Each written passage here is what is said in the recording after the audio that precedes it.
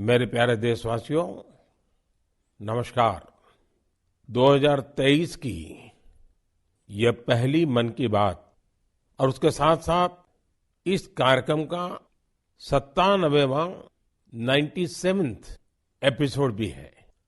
आप सभी के साथ एक बार फिर बातचीत करके मुझे बहुत खुशी हो रही है। हर साल जनवरी का महीना काफी इवेंटफुल होता है। इस महीने 14 जनवरी के आसपास उत्तर से दक्षिण तक और पूरब से पश्चिम तक देश भर में त्योहारों की रौनक होती है। इसके बाद देश अपने गणतंत्र उत्सव भी मनाता है। इस बार भी गणतंत्र दिवस समारोह में अनेक पहलुओं की काफी प्रशंसा हो रही है। जैसलमेर से पुलकित ने मुझे लिखा है कि 26 जनवरी की परेड के दौरान कर्तव्य पथ का निर्माण करने वाले श्रमिकों को देखकर बहुत अच्छा लगा। कानपुर से जया ने लिखा है कि उन्हें परेड में शामिल झांकियों में भारतीय संस्कृति के विभिन्न पहलुओं को देखकर आनंद आया। इस परेड में पहली बार हिस्सा लेने वाली विमेन कैमल राइडर्स और सीआरपीएफ की महिला टुकड़ी भी काफी सराहना हो रही है। साथियों, देहरादून के वत्सल जी ने मुझे लिखा है कि 25 जनवरी का मैं हमेशा इंतजार करता हूं, क्योंकि उस दिन पद्म पुरस्कारों की घोषणा होती है और एक प्रकार से 25 तारीख की शाम ही मेरी 26 जनवरी के उमंग को और बढ़ा देती है। जमीनी स्तर पर अपने समर्पण और सेवा भाव से उपलब्धि हासिल करने वालों को पीपल्स पद्म को लेकर भी कई लोगों ने अपनी भावनाएं साझा की है। इस बार पद्म पुरस्कार से सम्मानित होने वालों में जनजातीय समुदाय और जनजातीय जीवन से जुड़े लोगों का अच्छा खासा प्रतिनिधित्व रहा है। जनजातीय जीवन शहरों की भागदौड़ से अलग होता है, उसकी चुनौतियां भी अलग होती हैं। इसके बावजूद जनजातीय समाज अपनी परंपराओं को सहेजने के लिए हमेशा तत्पर रहते हैं। जनजातीय समुदाय से जुड़ी चीजों के संरक्षण और उन पर रिसर्च के प्रयास भी होते हैं। ऐसे ही टोटो, हो, कुई, कुवी और मांडा जैसी जनजातीय भाषाओं पर काम करने वाले कई महानुभावों को पद्म पुरस्कार मिले हैं। यह हम सभी के लिए गर्व की बात है। धानीराम टोटो, जानूम सी सॉय और बी रामकृष्ण रेड्डी जी के नाम अब तो पूरा देश उनसे परिचित हो गया है। सिद्दी, जारवा और ओंगे जैसे आदि जनजाति के साथ काम करने वाले लोगों को भी इस बार सम्मानित किया गया है। जैसे हीराबाई लोबी, रतन चंद्र कार और ईश्वर चंद्र वर्मा जी। जनजातीय समुदाय हमारी धरती, हमारी विरासत का अभिन्न हिस्सा रहे हैं। देश और समाज के विकास में उनका योगदान बहुत महत्वपूर्ण है। उनके लिए काम करने वाले व्यक्तित्वों का सम्मान नई पीढ़ी को भी प्रेरित करेगा। इस वर्ष पद्म पुरस्कारों की गूंज उन इलाकों में भी सुनाई दे रही है जो नक्सल प्रभावित हुआ करते थे। अपने प्रयासों से नक्सल प्रभावित क्षेत्रों में गुमराह युवकों को सही राह दिखाने वालों को पद्म पुरस्कारों से सम्मानित किया गया है। इसके लिए कांकेर में लकड़ी पर नक्काशी करने वाले अजय कुमार मंडावी और गढ़चिरौली के प्रसिद्ध झाड़ीपट्टी रंगभूमि से जुड़े परशुराम कोमाजी खुणे को भी ये सम्मान मिला है। इसी प्रकार नॉर्थ ईस्ट में अपनी संस्कृति के संरक्षण में जुटे राम कुई बांगवे न्यूमे, विक्रम बहादुर जमातिया और कर्मा वांगचू को भी सम्मानित किया गया है। साथियों, इस बार पद्म पुरस्कार से सम्मानित होने वालों में कई ऐसे लोग शामिल हैं जिन्होंने संगीत की दुनिया को समृद्ध किया है। कौन होगा जिसको संगीत पसंद ना हो? हर किसी की संगीत की पसंद अलग अलग हो सकती है, लेकिन संगीत हर किसी के जीवन का हिस्सा होता है। इस बार पद्म पुरस्कार पाने वालों में वो लोग हैं जो संतूर, बम्हुम, द्वितारा जैसे हमारे पारंपरिक वाद्य यंत्र की धुन बिखेरने में महारत रखते हैं। गुलाम मोहम्मद जाज, मोआ सुपौंग, सिंहबोर कुरकालाऊ, मुनि वेंकटप्पा और मंगल कांति राय, ऐसे कितने ही नाम हैं जिनकी चारों तरफ चर्चा हो रही है।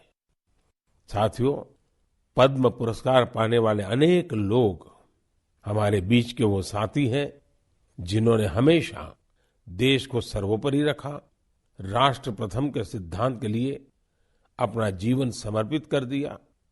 वो सेवा भाव से अपने काम में लगे रहे और इसके लिए उन्हें कभी किसी पुरस्कार की आशा नहीं की। वो जिनके लिए काम कर रहे हैं, उनके चेहरे का संतोष ही उनके लिए सबसे बड़ा अवार्ड है। ऐसे समर्पित लोगों को सम्मानित करके हम देशवासियों का गौरव बढ़ा है। मैं सभी पद्म पुरस्कार विजेताओं के नाम भले ही यहां नहीं ले पाऊं, लेकिन आपसे मेरा आग्रह जरूर है कि आप पद्म पुरस्कार पाने वाले इन महानुभावों के प्रेरक जीवन के विषय में विस्तार से जानें और औरों को भी बताएं। साथियों, आज जब हम आजादी के अमृत महोत्सव के दौरान गणतंत्र दिवस की चर्चा कर रहे हैं, तो मैं यहाँ एक दिलचस्प किताब का भी जिक्र करूंगा। कुछ हफ्ते पहले ही मुझे मिली इस बुक में एक बहुत ही इंटरेस्टिंग सब्जेक्ट पर चर्चा की गई है। इस बुक का नाम India the mother of democracy है और इसमें कई बेहतरीन एसेज है। भारत दुनिया का सबसे बड़ा लोकतंत्र है और हम भारतीयों को इस बात का गर्व भी है कि हमारा देश मदर ऑफ डेमोक्रेसी भी है। लोकतंत्र हमारी रगों में है, हमारी संस्कृति में है। सदियों से यह हमारे कामकाज का भी एक अभिन्न हिस्सा रहा है। स्वभाव से हम एक डेमोक्रेटिक सोसाइटी है। डॉक्टर अंबेडकर ने बौद्ध भिक्षु संघ की तुलना भारतीय संसद से की थी। उन्होंने उसे एक ऐसी संस्था बताया था जहां मोशंस, रिजोल्यूशंस, कोरम, वोटिंग और वोटों की गिनती के लिए कई नियम थे। बाबा साहब का मानना था कि भगवान बुद्ध को इसकी प्रेरणा उस समय की राजनीतिक व्यवस्थाओं से मिली होगी। तमिलनाडु में एक छोटा लेकिन चर्चित गांव है उतिर मेरूर। यहाँ 1100-1200 साल पहले का एक शिलालेख दुनिया भर को अचंभित करता है। यह शिलालेख एक मिनी कॉन्स्टिट्यूशन की तरह है। इसमें विस्तार से बताया गया है कि ग्राम सभा का संचालन कैसे होना चाहिए और उसके सदस्यों के चयन की प्रक्रिया क्या हो। हमारे देश के इतिहास में डेमोक्रेटिक वैल्यूज का एक और उदाहरण है 12वीं सदी के भगवान बसवेश्वर का अनुभव मंडपम। यहाँ फ्री डिबेट और डिस्कशन को प्रोत्साहन दिया जाता था। आपको ये जानकर हैरानी होगी कि यह माग्ना कार्टा से भी पहले की बात है। वारंगल के काकीय वंश के राजाओं की गणतांत्रिक परंपराएं भी बहुत प्रसिद्ध थी। भक्ति आंदोलन ने पश्चिमी भारत में लोकतंत्र की संस्कृति को आगे बढ़ाया। बुक में सिख पंथ की लोकतांत्रिक भावना पर भी एक लेख को शामिल किया गया है, जो गुरु नानक देव जी के सर्वसम्मति से लिए गए निर्णयों पर प्रकाश डालता है। मध्य भारत की उरांव और मुंडा जनजातियों में कम्युनिटी ड्रिवन और कॉन्सेंसस ड्रिवन डिसीजन पर भी इस किताब में अच्छी जानकारी है। आप इस किताब को पढ़ने के बाद महसूस करेंगे कि कैसे देश के हर हिस्से में सदियों से लोकतंत्र की भावना प्रवाहित होती रही है। मदर ऑफ डेमोक्रेसी के रूप में हमें निरंतर इस विषय का गहन चिंतन भी करना चाहिए, चर्चा भी करना चाहिए और दुनिया को अवगत भी कराना चाहिए। इससे देश में लोकतंत्र की भावना और प्रगाढ़ होगी। मेरे प्यारे देशवासियों, अगर मैं आपसे पूछूं कि योग दिवस और हमारे विभिन्न तरह के मोटे अनाजों मिलेट्स में क्या कॉमन है, तो आप सोचेंगे ये भी क्या तुलना हुई। अगर मैं आपसे कहूं कि दोनों में काफी कुछ कॉमन है, तो आप हैरान हो जाएंगे। दरअसल संयुक्त राष्ट्र ने इंटरनेशनल योगा डे और इंटरनेशनल ईयर ऑफ मिलेट्स दोनों का ही निर्णय भारत के प्रस्ताव के बाद लिया है। दूसरी बात ये कि योग भी स्वास्थ्य से जुड़ा है और मिलेट्स भी सेहत में महत्वपूर्ण भूमिका निभाता है। तीसरी बात और महत्वपूर्ण है, दोनों ही अभियानों में जन भागीदारी की वजह से क्रांति आ रही है। जिस तरह लोगों ने व्यापक स्तर पर सक्रिय भागीदारी करके योग और फिटनेस को अपने जीवन का हिस्सा बनाया है, उसी तरह मिलेट्स को भी लोग बड़े पैमाने पर अपना रहे हैं। लोग अब मिलेट्स को अपने खानपान का हिस्सा बना रहे हैं। इस बदलाव का बहुत बड़ा प्रभाव भी दिख रहा है। इससे एक तरफ वो छोटे किसान बहुत उत्साहित हैं जो पारंपरिक रूप से मिलेट्स का उत्पादन करते थे। वो इस बात से बहुत खुश हैं कि दुनिया अब मिलेट्स का महत्व समझने लगी है। दूसरी तरफ एफपीओ और एंटरप्रेन्योर्स ने मिलेट्स को बाजार तक पहुंचाने और उसे लोगों तक उपलब्ध कराने के प्रयास शुरू कर दिए हैं। आंध्र प्रदेश के नांदयाल जिले के रहने वाले केवी रामा सुब्बा रेड्डी जी ने मिलेट्स के लिए अच्छी खासी सैलरी वाली नौकरी छोड़ दी। माँ के हाथों से बने मिलेट्स के पकवानों का स्वाद कुछ ऐसा रचा बसा था कि इन्होंने अपने गांव में बाजरे की प्रोसेसिंग यूनिट ही शुरू कर दी। सुब्बा रेड्डी जी लोगों को बाजरे के फायदे भी बताते हैं और उसे आसानी से उपलब्ध भी कराते हैं। महाराष्ट्र में अलीबाग के पास केनाड गांव की रहने वाली शर्मिला ओसवाल जी पिछले 20 साल से मिलेट्स की पैदावार में यूनिक तरीके से योगदान दे रही है। वो किसानों को स्मार्ट एग्रीकल्चर की ट्रेनिंग दे रही है। उनके प्रयासों से न सिर्फ मिलेट्स की उपज बढ़ी है, बल्कि किसानों की आय में भी वृद्धि हुई है। अगर आपको छत्तीसगढ़ के रायगढ़ जाने का मौका मिले तो यहाँ के मिलेट्स कैफे जरूर जाइएगा।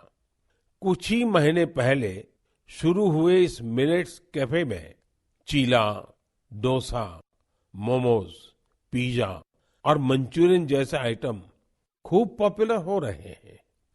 मैं आपसे एक और बात पूछूं, आपने एंटरप्रेन्योर शब्द सुना होगा, लेकिन क्या आपने मिलेटप्रेन्योर सुना है क्या? ओडिशा की मिलेटप्रेन्योर्स आजकल खूब सुर्खियों में है। आदिवासी जिले सुंदरगढ़ की करीब 1,500 महिलाओं का self help group Odisha millets mission से जुड़ा हुआ है। यहाँ महिलाएं मिलेट से कुकीज, रसगुल्ला, गुलाब जामुन और केक तक बना रही है।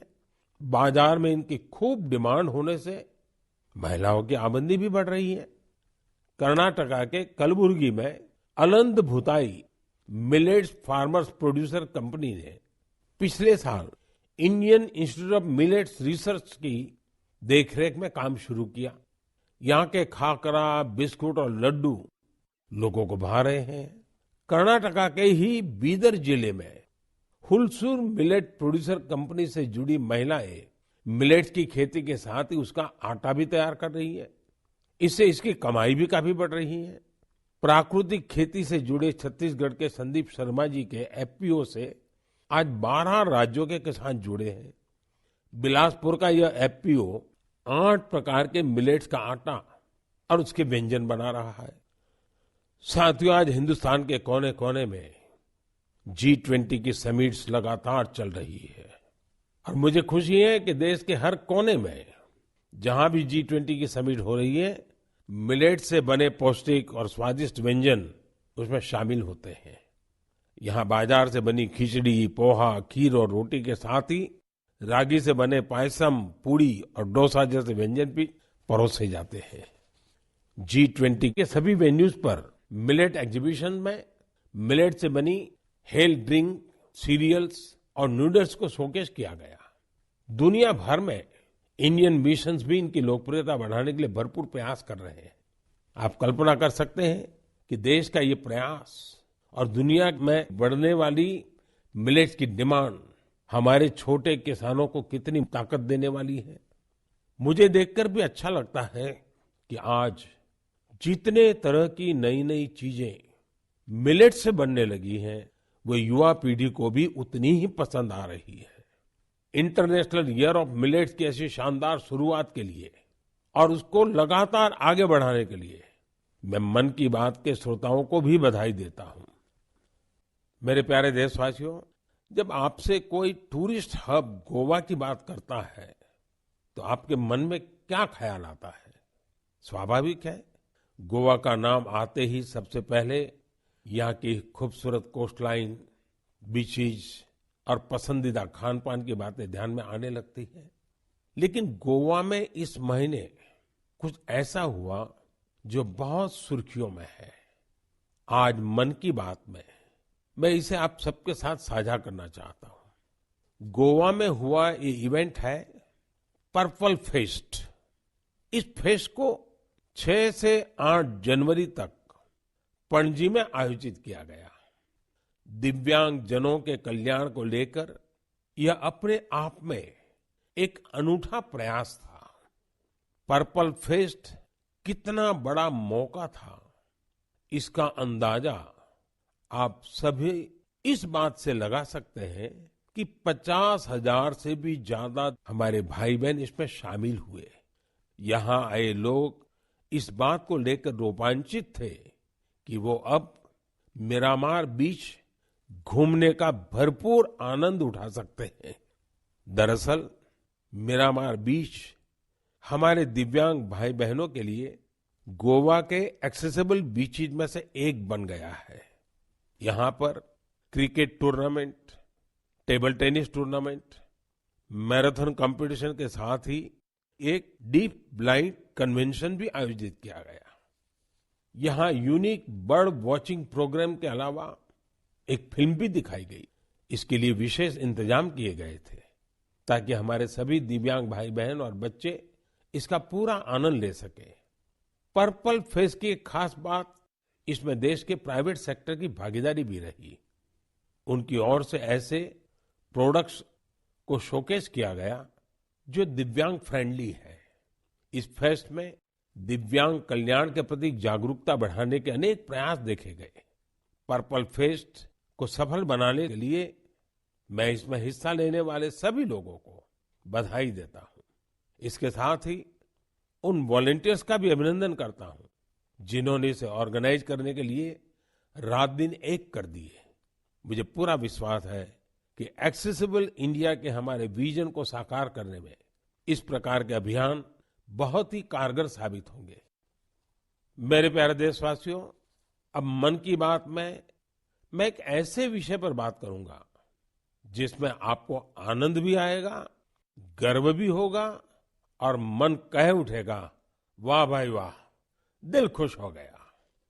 देश के सबसे पुराने साइंस इंस्टीट्यूशंस में से एक बेंगलुरु का इंडियन इंस्टीट्यूट ऑफ साइंस यानी IISc एक शानदार मिसाल पेश कर रहा है। मन की बात में मैं पहले इसकी चर्चा कर चुका हूं कि कैसे इस संस्थान की स्थापना के पीछे भारत की 2 महान विभूतियां जमशेदजी टाटा और स्वामी विवेकानंद की प्रेरणा रही है।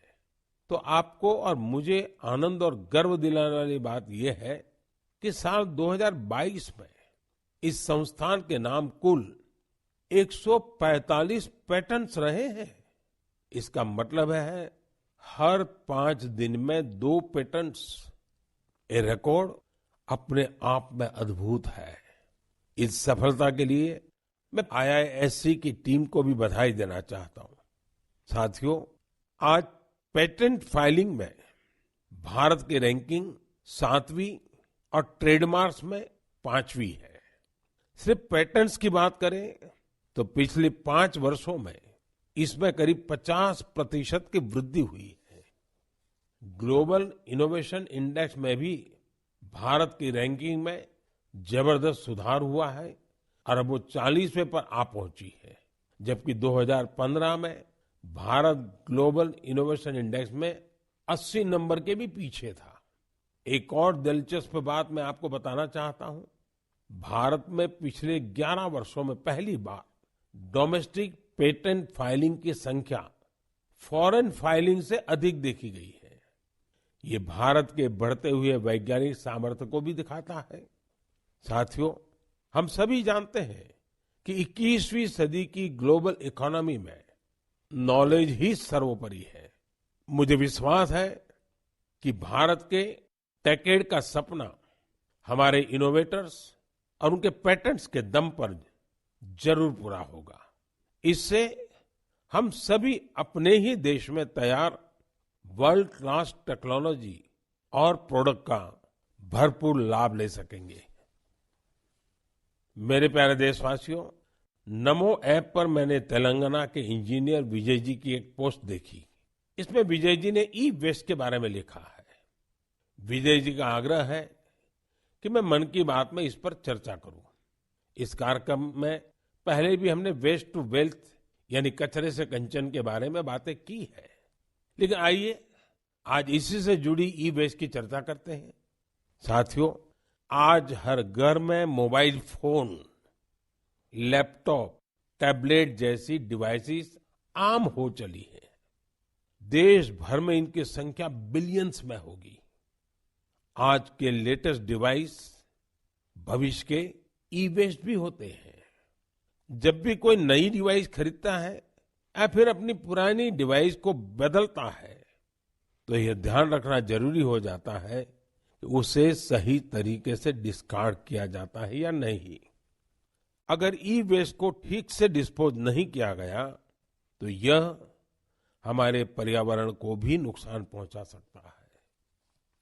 लेकिन अगर सावधानी पूर्वक ऐसा किया जाता है तो ये रिसाइकल और रीयूज की सर्कुलर इकोनॉमी की बहुत बड़ी ताकत बन सकता है। संयुक्त राष्ट्र की एक रिपोर्ट में बताया गया था कि हर साल 50 मिलियन टन ई वेस्ट फेंका जा रहा है। आप अंदाजा लगा सकते हैं कि कितना होता है। मानव इतिहास में जितने कमर्शियल प्लेन बने हैं, उन सभी का वजन मिला दिया जाए तो भी जितना ई वेस्ट निकल रहा है उसके बराबर नहीं होगा। ये ऐसा है जैसे हर सेकंड 800 लैपटॉप फेंक दिए जा रहे हो। आप जानकर चौंक जाएंगे कि अलग अलग प्रोसेस के जरिए इस ई वेस्ट से करीब 17 प्रकार के प्रेशियस मेटल्स निकाले जा सकते हैं। इसमें गोल्ड, सिल्वर, कॉपर और निकल शामिल है। इसलिए ई वेस्ट का सदुपयोग करना कचरे को कंचन बनाने से कम नहीं है। आज ऐसे स्टार्टअप्स की कमी नहीं जो इस दिशा में इनोवेट काम कर रहे हैं। आज करीब 500 ई वेस्ट रिसाइकलर्स इस क्षेत्र से जुड़े हैं और बहुत सारे नए उद्यमियों को भी इससे जोड़ा जा रहा है। इस सेक्टर ने हजारों लोगों को सीधे तौर पर रोजगार भी दिया है। बेंगलुरु की ई परिसरा ऐसे ही एक प्रयास में जुटी है। इसने प्रिंटेड सर्किट बोर्ड्स की कीमती धातुओं को अलग करके ही स्वदेशी टेक्नोलॉजी विकसित की है। इसी तरह मुंबई में काम कर रही इकोरिको ने मोबाइल ऐप से ई वेस्ट को कलेक्ट करने का सिस्टम तैयार किया है। उत्तराखंड के रुड़की की एटेरो रिसाइकलिंग ने तो इस क्षेत्र में दुनिया भर में कई पेटेंट्स हासिल किए हैं। इसने भी खुद की ई वेस्ट रिसाइकल टेक्नोलॉजी तैयार कर काफी नाम कमाया है। भोपाल में मोबाइल ऐप और वेबसाइट कबाड़ीवाला के जरिए टनों ई वेस्ट एकत्र किया जा रहा है। इस तरह के कई उदाहरण हैं। ये सभी भारत को ग्लोबल रिसाइकलिंग हब बनाने में मदद कर रहे हैं। लेकिन ऐसे इनिशिएटिव की सफलता के लिए एक जरूरी शर्त भी है। वो ये है कि ई वेस्ट के निपटारे से सुरक्षित उपयोगी तरीकों के बारे में लोगों को जागरूक करते रहना होगा। ई वेस्ट के क्षेत्र में काम करने वाले बताते हैं कि अभी हर साल सिर्फ 15-17% ई वेस्ट को ही रिसाइकल किया जा रहा है। मेरे प्यारे देशवासियों, आज पूरी दुनिया में क्लाइमेट चेंज और बायोडायवर्सिटी के संरक्षण की बहुत चर्चा होती है। इस दिशा में भारत के ठोस प्रयासों के बारे में हम लगातार बात करते रहे हैं। भारत ने अपने वेटलैंड्स के लिए जो काम किया है, वो जानकर आपको भी बहुत अच्छा लगेगा। कुछ श्रोता सोच रहे होंगे कि वेटलैंड्स क्या होता है। वेटलैंड साइट्स यानी वो स्थान जहां दलदली मिट्टी जैसी जमीन पर साल भर पानी जमा रहता है। कुछ दिन बाद 2 फरवरी को ही वर्ल्ड वेटलैंड्स डे है। हमारी धरती के अस्तित्व के लिए वेटलैंड्स बहुत जरूरी है, क्योंकि इन पर कई सारे पक्षी, जीव, जंतु निर्भर करते हैं। ये बायोडायवर्सिटी को समृद्ध करने के साथ फ्लड कंट्रोल और ग्राउंड वाटर रिचार्ज को भी सुनिश्चित करते हैं। आप में से बहुत लोग जानते होंगे, रामसर साइट्स ऐसे वेटलैंड्स होते हैं जो इंटरनेशनल इंपॉर्टेंस के हैं। वेटलैंड्स भले ही किसी देश में हो, लेकिन उन्हें अनेक मापदंडों को पूरा करना होता है, तब जाकर उन्हें रामसर साइट्स घोषित किया जाता है। रामसर साइट्स में 20,000 या उससे अधिक वाटर बर्ड्स होने चाहिए। स्थानीय मछली की प्रजातियों का बड़ी संख्या में होना जरूरी है। आजादी के 75 साल पर अमृत महोत्सव के दौरान रामसर साइट से जुड़ी एक अच्छी जानकारी भी मैं आपके साथ शेयर करना चाहता हूं। हमारे देश में अब रामसर साइट्स की कुल संख्या 75 हो गई है, जबकि 2014 के पहले देश में सिर्फ 26 रामसर साइट्स थी। इसके लिए स्थानीय समुदाय बधाई के पात्र हैं, जिन्होंने इस बायोडायवर्सिटी को संजो कर रखा है। यह प्रकृति के साथ सद्भाव पूर्वक रहने की हमारी सदियों पुरानी संस्कृति और परंपरा का भी सम्मान है। भारत के ये वेटलैंड्स हमारी प्राकृतिक सामर्थ्य का भी उदाहरण है। ओडिशा की चिल्का झील को 40 से अधिक वाटर बर्ड स्पीशीज को आश्रय देने के लिए जाना जाता है। कैबुल लमजाम लोकटाक को स्वैम्प डियर का एकमात्र नेचुरल हैबिटेट माना जाता है। तमिलनाडु के वेर्थांगल को 2022 में रामसर साइट घोषित किया गया। यहाँ की बर्ड पॉपुलेशन को संरक्षित करने का पूरा श्रेय आसपास के किसानों को जाता है। कश्मीर में पंजाथ नाग समुदाय एनुअल फ्रूट ब्लॉसम फेस्टिवल के दौरान एक दिन को विशेष तौर पर गांव के झरने की साफ सफाई में लगाता है। वर्ल्ड रामसर साइट में अधिकतर यूनिक कल्चरल हेरिटेज भी है। मणिपुर का लोकटाक और पवित्र झील रेणुका से वहां की संस्कृतियों का गहरा जुड़ाव रहा है। इसी प्रकार संभार का नाता मां दुर्गा के अवतार शाकंभरी देवी से भी है। भारत में वेटलैंड्स का ये विस्तार उन लोगों की वजह से संभव हो पा रहा है जो रामसर साइट्स के आसपास रहते हैं। मैं ऐसे सभी लोगों की बहुत सराहना करता हूं। मन की बात के श्रोताओं की तरफ से उन्हें शुभकामनाएं देता हूं। मेरे प्यारे देशवासियों, इस बार हमारे देश में, खासकर उत्तर भारत में खूब कड़ाके की सर्दी पड़ी। इस सर्दी में लोगों ने पहाड़ों पर बर्फबारी का मजा भी खूब लिया। जम्मू कश्मीर से कुछ ऐसी तस्वीरें आई जिन्होंने पूरे देश का मन मोह लिया। सोशल मीडिया पर तो पूरी दुनिया के लोग इन तस्वीरों को पसंद कर रहे हैं। बर्फबारी की वजह से हमारी कश्मीर घाटी हर साल की तरह इस बार भी बहुत खूबसूरत हो गई है। बनिहाल से बड़गाम जाने वाली ट्रेन की वीडियो को भी लोग खासकर पसंद कर रहे हैं। खूबसूरत बर्फबारी, चारों ओर सफेद चादर सी बर्फ। लोग कह रहे हैं कि ये दृश्य परिलोक की कथाओं सा लग रहा है। कई लोग कह रहे हैं कि ये किसी विदेश की नहीं बल्कि अपने ही देश में कश्मीर की तस्वीरें हैं। एक सोशल मीडिया यूजर ने लिखा है कि स्वर्ग इससे ज्यादा खूबसूरत और क्या होगा। ये बात बिल्कुल सही है, तभी तो कश्मीर को धरती का स्वर्ग कहा जाता है। आप भी इन तस्वीरों को देखकर कश्मीर के शहर जाने का जरूर सोच रहे होंगे। मैं चाहूंगा आप खुद भी जाइए और अपने साथियों को भी ले जाइए। कश्मीर में बर्फ से ढके पहाड़, प्राकृतिक सौंदर्य के साथ साथ और भी बहुत कुछ देखने जानने के लिए है। जैसे कि कश्मीर के सैयदाबाद में विंटर गेम्स आयोजित किए गए। इन गेम की थीम थी स्नो क्रिकेट। आप सोच रहे होंगे कि स्नो क्रिकेट तो ज्यादा ही रोमांचक खेल होगा। आप बिल्कुल सही सोच रहे हैं। कश्मीरी युवा बर्फ के बीच क्रिकेट को और भी अद्भुत बना देते हैं। इसके जरिए कश्मीर में ऐसे युवा खिलाड़ियों की तलाश भी होती है जो आगे चलकर टीम इंडिया के तौर पर खेलेंगे। ये भी एक तरह से खेलो इंडिया मूवमेंट का ही विस्तार है। कश्मीर में युवाओं में खेलों को लेकर बहुत उत्साह बढ़ रहा है। आने वाले समय में इनमें से कई युवा देश के लिए मेडल जीतेंगे, तिरंगा लहराएंगे।